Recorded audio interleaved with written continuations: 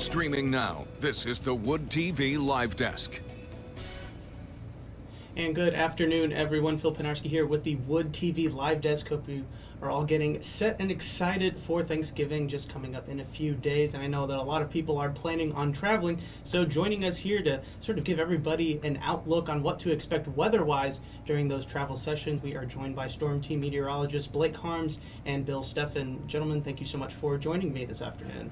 Thanks, and we got good news for everybody, don't we? Finally, yes. Yes, no, despite everything we've seen over the past couple of days and last weekend, we are excited for a pretty clear forecast coming up for just in time for Thanksgiving. Is that correct? Yeah, a huge improvement here in the state of Michigan for sure, and really not much going on across the entire country. No. Thank goodness we didn't have Thanksgiving last week. Yeah. If it would have been on Thursday, we would be talking about a much different story. But the good news is we have a few days to kind of melt some of the snow away. And as Bill mentioned, really quiet weather settling into much of the U.S. Yeah, no, and definitely. And before we get started, just kind of talking about generally what we're going to be expecting, I do want to remind everybody that is watching us on Facebook that if you have any questions about your specific route, you're kind of wondering what the weather's going to be like. If you say you're going to Chicago, say you're going to New York or wherever, if you have any questions about that, just leave down a comment. We will try to get to as many as we can. And we're going to be doing streams all week long leading up to Thanksgiving. So in case your route doesn't get called today, I'm sure we will get to it either tomorrow or on Wednesday. So gentlemen, first off, let's just start off by talking generally what are we going to be expecting coming up leading into Thanksgiving. Well, I think first of all, we have a precipitation-free period here between now and probably through Thanksgiving Day. I think we can eke out Thanksgiving afternoon. We'll have a chance of probably some rain showers here Thursday night and Friday. There could be a little bit of a light mix there, but that system is rather weak, and it may stay mostly off to our south. So we're looking at really some good conditions here. The one thing I want to emphasize is the fact that we are getting up above freezing here during the days. In fact, we're going to be close to 40 here the next several days. Snow is going to disappear pretty quickly. But all that water from the melting snow is going to refreeze overnight. So if you're out during the evening, overnight, during the early morning hours, watch for icy spots on side streets that are lesser traveled. Sidewalks, driveways especially, for slip and fall possibilities here. That's certainly something we're concerned about. But that's about our major concern here over the next several days. Yeah, and as Phil, you and I were talking before the live stream, you traveled over Milwaukee this weekend, and the weather's much different across much of the Great Lakes than it is right here in the snow belt, where they hardly even have any snow cover. So it's going to take a lot less time for a lot of those places to see their snowpack melt than it will here. But as Bill mentioned, I think by Thanksgiving Day, pretty much all the snow will be gone. And if we actually were to take a look at future casts here through the next few days, this has a pretty general overview. As we run it through Tuesday, quiet weather, perhaps some clouds from time to time, but we'll start to warm things up. Wednesday, again, some cloud cover, but winds out of the south, and that's going to continue ushering in that warmer air. And even into Thanksgiving Day, we start to see some cloud cover increase, but any possible rain showers likely hold off until very late in the day, and as Bill mentioned, likely in the form of rain, which is an important emphasis. What you see up there right now is Thursday, Thanksgiving evening at 7 o'clock. Not impossible, there could be a couple of sprinkles, but you notice the green color there. We don't have any yellows and reds, nothing real substantial coming. But temperatures will be above freezing Thursday, so that will be rain and not snow, and roads may be wet. But like I said, this snow is going to disappear pretty quickly. There's also virtually no snow now in Milwaukee and Chicago. South Bend had some, but the sun will be able to warm up the air there a little bit, and that's heading in our direction. So we're looking for temperatures to bounce up around 40 degrees during the next several afternoons, which is closer to average for this time of year. Yeah. We're talking highs of 25 or 15 below average here, so that was a pretty cold shot that came down here that produced all that lake effect snow. Well, and Bill mentioned snow cover, and I want to pull up a graphic here that somewhat pertains to, I guess, what's been happening. So the snowfall over the weekend put us at our second snowiest November of all time. That's something. And almost all of that came in the last 4 or 5 days. So I don't know if we're going to get to that 31 inches. I think it'll take a decent shift in that forecast to get 3 inches I of don't think snow. we're going to make it. We'll probably end the month with what we got right now at 28 inches. If you look at the past years, 51 was the year I was born. I don't remember that, though, because I was pretty little. That snow came in about 3 days, and that was a lake effect event. 1991 was the same thing. I remember that day very well. We had over 10 inches of snow in Grand Rapids, and it just snowed all day. Same thing, it was lake effect. West-southwest wind was pretty brisk, so it blew the heavier snow inland. I put up a shot this morning from the Gluro camera over at Muskegon, and you can see green grass all over. They didn't get as much snow there. As of midnight, the airport, which is farther inland, had 4 inches on the ground. At the same time, Grand Rapids had 10. Right. And we'll lose our 10 inches here pretty quickly. 2000 was another episode. So when we're looking at big snowstorms in November, they're essentially lake effect events. We don't see a lot of snow coming from synoptic systems here during November. Well, just like talking about the history sort of that we've seen of all these snowy Novembers kind of leading up to Thanksgiving, are there any, Bill specifically, is there anything that sticks out in your mind, maybe a year where, maybe one of these where we just saw an incredible amount of snow, or even like a November Thanksgiving period where, it was beautiful, maybe even in the 60s, if anything? I got a good story for you. Okay, this is Thanksgiving past years ago, okay? Our family, as a whole, had a big gathering. We were expecting like 20 people and all that. And we decided to go out and spend the money and get a fresh turkey. The best fresh turkey ever. This thing hasn't been frozen. It's fresh. It's ready to go. Okay, we picked up the turkey a couple days before. And I won't name one of my in-laws. I'll put it. One of my in-laws decided to put it in the garage. Okay. Well, we had a temperature that got down to 10 above here Thanksgiving morning. So they set their alarm for like 6 o'clock. We're going to cook dinner and have dinner like at 1 o'clock, 2 o'clock in the afternoon and everything. We go out there and we find out the turkey is frozen solid. Just a 20-pound rock that's just sitting there in the garage. And of course, it's Thanksgiving. You can't go buy another one somewhere. They're all frozen and all that. So what do? So they decided to try and thaw it out by running water over it. You run mild water over it, room temperature, and it took hours. We didn't eat until like almost midnight before we finally got around to eating. Right. We had to sit through. We were going to eat at halftime of the Lions game, and that never happened. So we got to watch the second half of the at the time miserable Lions performance. And we remember quite a few of those from. I used to tell people.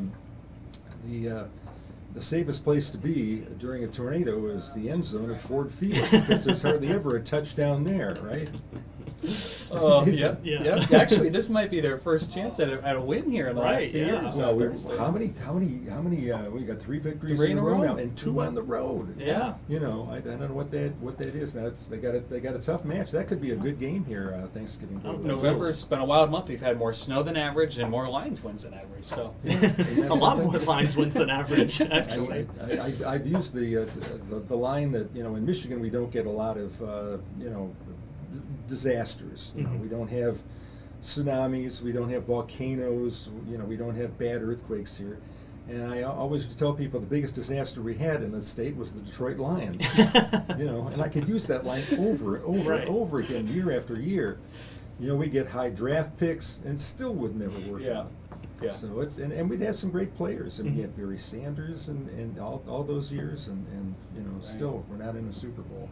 Yeah. Well, the good news is if you are traveling to Detroit, the forecast looks pretty good, really across the state too, and across much of the Great Lakes, and pretty mild temperatures. Now we'll finally be getting up to our average for this time of year, pretty close to it. It's been about a week and a half, I think, since we were up to average.